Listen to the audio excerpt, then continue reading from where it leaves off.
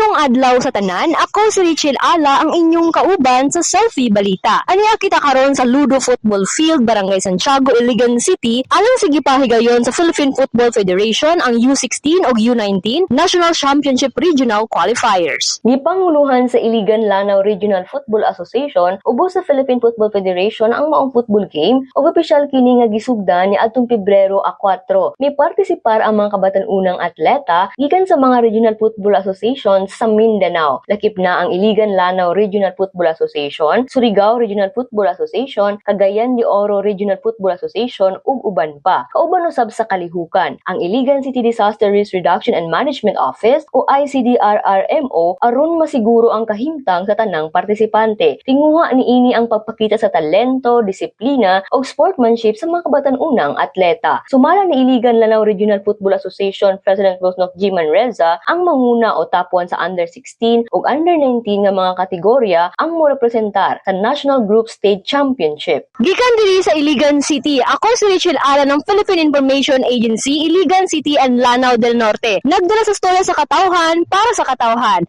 Ako inyong kauban sa Selfie Balita.